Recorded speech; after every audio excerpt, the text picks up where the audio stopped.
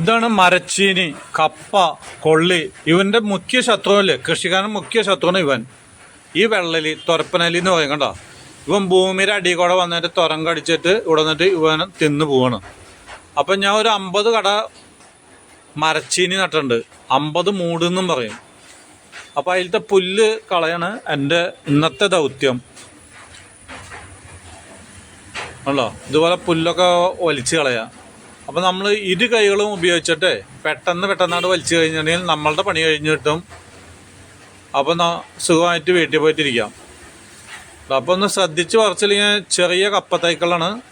കപ്പ എന്ന് വെച്ചാൽ മരച്ചിനിയുടെ തൈക്കൾ. അത് കടടക്കൊണ്ട് പറിച്ചു പോരും.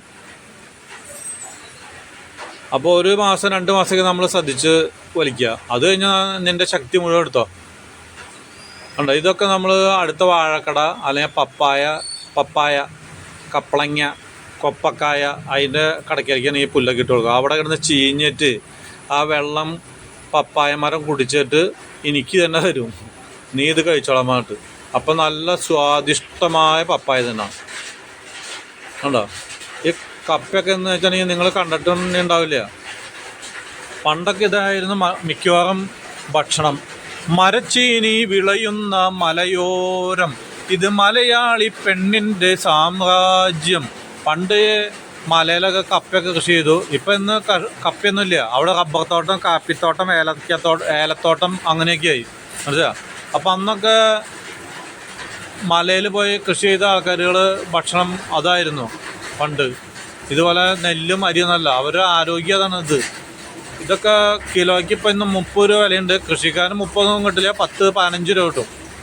ബാക്കിയുള്ളതൊക്കെ കച്ചവടക്കാർക്ക് കണ്ടോ. അപ്പോൾ ഒരു തെങ്ങിൻ്റെ പട്ടയല്ല, ഇതൊരു ചെറിയ ഓല അങ്ങോട്ട് വെട്ടിയെടുത്തിട്ട് അതിൽ നമ്മൾ ഇന്ന് നാളികേരം മുളച്ചത് തിന്നാൻ പോവാണ്. അപ്പം മുളയ്ക്കാത്ത നാളികേരത്തിന് 15 രൂപ അല്ലെങ്കിൽ 20 രൂപ മാക്സിമം അത് കിട്ടും.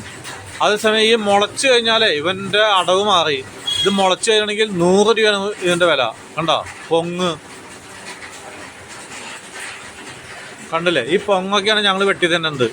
അപ്പോൾ സാധാരണ ഞാൻ നാളികേരം ഇടില്ല. കാരണം വെച്ചിട്ടുണ്ടെങ്കിൽ 70 രൂപ കൊടുത്ത് മോളിൽ കയറിയിട്ടുണ്ടെങ്കിലേ എങ്ങണേനും മേടിക്കും ചിലപ്പോൾ 30 രൂപ. അങ്ങനെ 100 രൂപയ്ക്കാണ് എൻ്റെ കയ്യിൽ നിന്ന് മേടിക്കുക. കാരണം ഞാൻ ഒരു സൂപ്പർ മാർക്കറ്റുകാരനാണ്. അപ്പോൾ എനിക്ക് അവരോടൊന്നും വഴക്കൂടാൻ പറ്റില്ല. കണ്ടോ, ഇതാണ് സാധനം പൊങ്ങ്. അപ്പോൾ നമ്മൾ നാളികേരം ഇടാത്ത തന്നെ താഴെ തന്നെ അങ്ങോട്ട് വീഴും, അവിടെ ഇരുന്ന് മുളയ്ക്കും. നമ്മൾ ഇതുപോലെ പണി ചെയ്യുമ്പോൾ വെട്ടി തിന്നും കണ്ടോ. അപ്പം നല്ല ശക്തിയാണ് കണ്ടില്ലേ. ഇത് വലിച്ചാൽ കണ്ട 10 കിലോൻ്റെ കടയാണ് ഈ സാധനം കണ്ടാ കാണ്. ഇപ്പം ഈ കപ്പയ്ക്ക് നമുക്ക് കിലോയ്ക്ക് 10 കിട്ടുള്ളൂ. പക്ഷേ ചേട്ടൻ പോയിട്ട് ആ തട്ടുകടയിൽ പോയിട്ട് ഒരു കപ്പയും കൊള്ളിയും അല്ലെങ്കിൽ ബോട്ടിയും കൊള്ളിയും എന്ന് പറഞ്ഞു നോക്കിയാൽ എത്ര കാശ്. 100ൻ്റെ പടം ഇറച്ചിക്ക്, കപ്പയ്ക്ക് ഒരു 40 രൂപ. ഏത് 10 രൂപ പോലും ഇല്ലേ. 5 രൂപയുടെ കപ്പയ്ക്ക് അവൻ 50 രൂപ 100 രൂപ മേടിക്കും. അപ്പോൾ എനിക്കെന്ത് കാര്യം ഇത് കൃഷി ചെയ്തിട്ട്. കൃഷിക്കാരൻ്റെ പണി ഈ മാസ ശമ്പളം കിട്ടുന്നവന്, മാസ വരുമാനം കിട്ടുന്നവന് തിന്നാൻ ഉണ്ടാക്കി കൊടുക്കുക. ഗവൺമെൻറ് തൊഴിലാളിക്കും മാസ ശമ്പളക്കാർക്കും. കൃഷിക്കാരന് ഒന്നും കിട്ടാൻ പോലില്ല. So you don't follow me because I am not a farmer. I can show you this. അപ്പോൾ ഇതൊക്കെ എൻ്റെ ഒരു പാഷനാണ്.